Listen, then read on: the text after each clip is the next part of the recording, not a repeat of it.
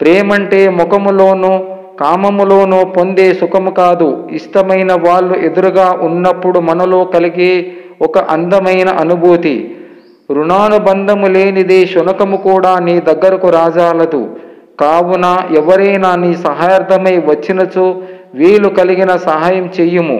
వీలు లేకపోయినా శాంతవచనంతో నీ అసమర్థతను తెలుపుము. అంతేకాని నిర్దాక్షాణ్యము చూపరాదు. నచ్చినప్పుడు ఒకలా, నచ్చనప్పుడు మరోలా ఉండే వారికి బంధాల అనుబంధాల విలువ తెలియదు. అలాంటి వారితో ముడిపడిన బంధం కన్నీళ్లను మాత్రమే కానుకగా ఇస్తుంది. ఒక వృద్ధాశ్రమం ముందు ఒక వృద్ధురాలని వదిలేసిన కొడుకు గురించి ఇలా అనుకుంటుంది. ఇప్పుడే వస్తాను అని నా కొడుకు వెళ్ళి 2 రోజులైంది. ఎలా ఉన్నాడో ఏంటో. ఎంతైనా తల్లి హృదయం ఎంత కోమలంగా ఉంటుంది. బూడిద కూడా ఉండాల్సిన చోట ఉంటే అవుతుంది విభూతి. ఎంత ఆకలిగా ఉన్నా సింహం ఎప్పుడు పులిని తినదు. ఎదురుపడితే అవి ఒకదానిపై ఒకటి గాండ్రించుకొని గర్జించుకుంటాయి. తప్పిస్తే లేళ్ళు, దుప్పులు లాంటి సాధు జంతువులను మాత్రమే చంపుకు తింటాయి.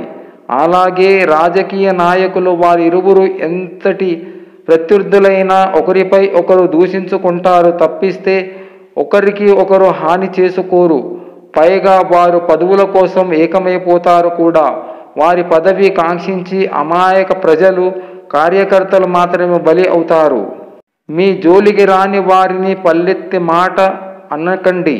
మీ చాటున నోరు జారే వారిని కన్నెత్తి చూడకండి. బంధాలను తెంచే శక్తి కోపానికే ఉంటే బంధాలను కలిపే శక్తి చిరునవ్వుకి ఉంది. మిత్రమా, మనసుకు సంతోషం వచ్చినా బాధ వచ్చినా ముందుగా వచ్చేవి కన్నీళ్ళు.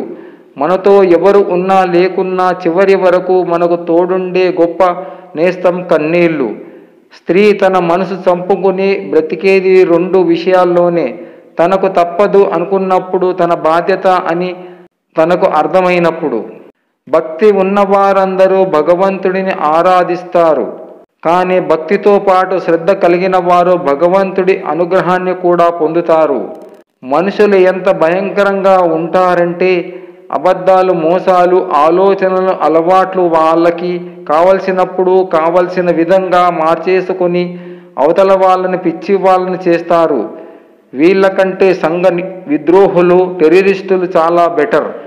ప్రతిరోజు భర్త చెయ్యిపై నిర్భయంగా పడుకునే భార్య చుట్టూ చెయ్యి వేసి పడుకునే భర్త ఎంత అదృష్టవంతులో.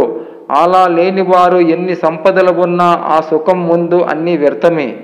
ఈ క్షణం నీ ముందు ఉన్న సంతోషాన్ని వదిలేసి ఎప్పుడో వచ్చే కష్టం గురించి ఆలోచించకు. ముందు చూపు అవసరమే, కాదనేది లేదు. కానీ కనుచూపులో కదులుతున్నది ఈ క్షణం కరిగిపోతే మళ్ళీ రావు అనేది గుర్తుపెట్టుకోవడం కూడా ముఖ్యమే. చావుకి భయపడి బ్రతకడం మానేస్తామా? లేదు కదా.